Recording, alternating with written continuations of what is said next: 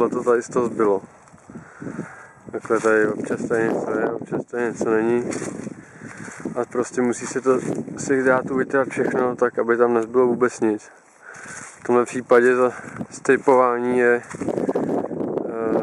5 centů za stromek, to znamená 70 halířů českých. Ale když tady je takovýhle, tak se nemusí dělat nic. Tak šahnu. Jdu a tady to prostě musím všechno z toho vytrhat. Z toho se není vidět. Zbylo ničeho.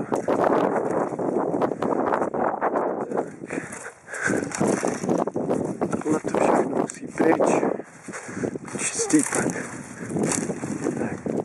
Tak jsem to udělal. A ono je to takový, tady prostě tyhle jsou od toho otočený.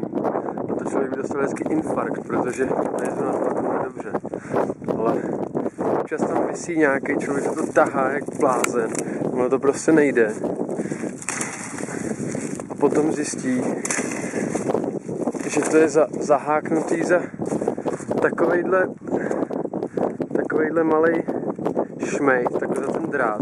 Člověk tahá, mám si přetrhne ruku a pak stačí to povolit, otočit a vytáhnout a jde že tato práce se není o tom, aby to člověk tahal jak blázen, ale taky musí na to trochu koukat a prostě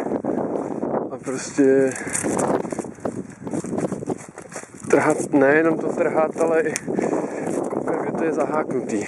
To neuvěřitelně zaháknutý to tam občas je. No. To není moc o myšlení, to je jenom prostě běžet skrz řadu a tady nevím, co je tohle, to nějak není vytrhaný. Když člověk udělá dobře ten prunik, tak pak tady toho moc není, ale ono taky, když ty kejny nejsou dost dlouhý, aby došahli tam a